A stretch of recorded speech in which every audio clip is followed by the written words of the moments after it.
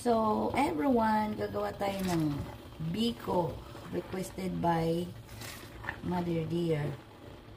Tapos, gagawa tayo ng biko na gawin natin ng egg roll. So, nagluto na ako ng ating malagkit. Malagkit na gagawin natin. So, iyan na. Mayroon purple rice. Naluan ko ng malagkit na puti. So, maglatik lang tayo.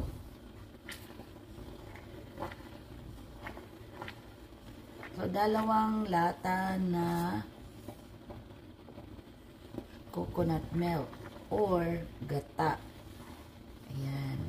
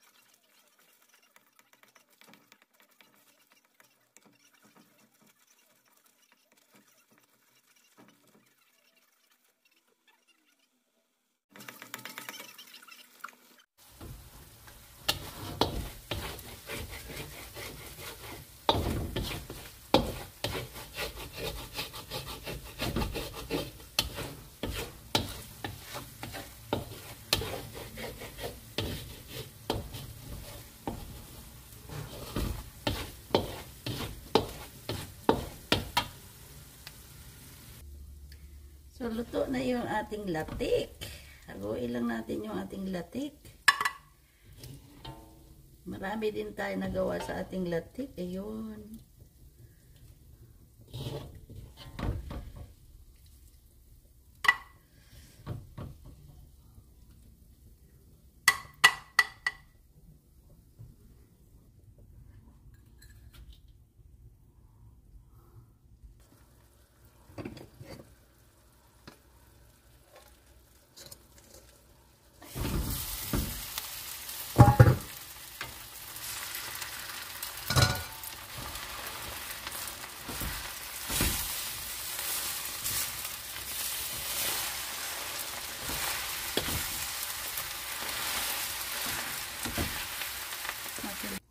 Tadaan! Tapos na.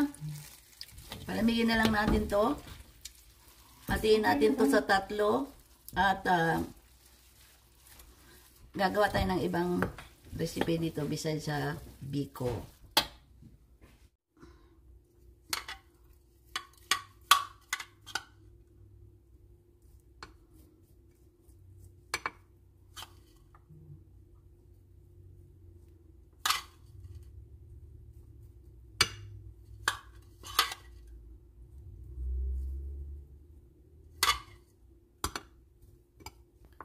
So, balik kalahati ng biko natin.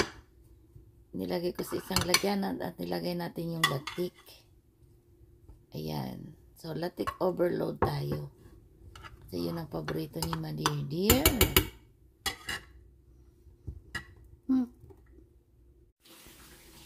So, mayroon tayong gagawin na turon. Gawa sa biko. So, bali 3-in-1 tayo. May biko tayo na process. Ngayon, yung iba, gagawin natin ng turon. So, unang batch natin gagawin ay itong may cheese. Kahit anong cheese ang gagawin nyo, pwede.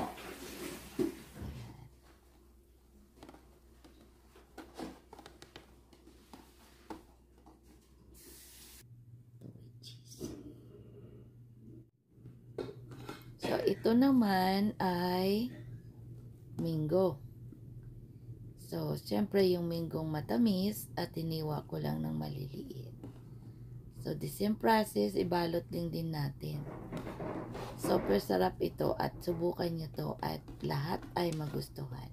Anyway, Ayan na po. Ayan. Makikita nyo naman kung anong nakalagay. Yung saan yung mango at kung saan yung cheese.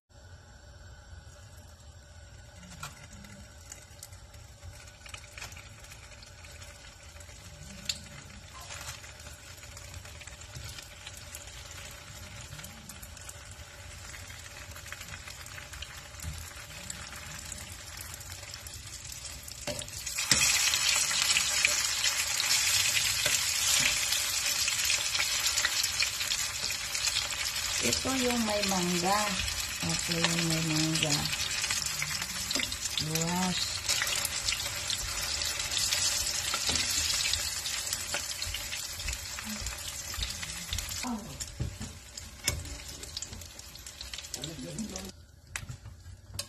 So, ito naman may cheese.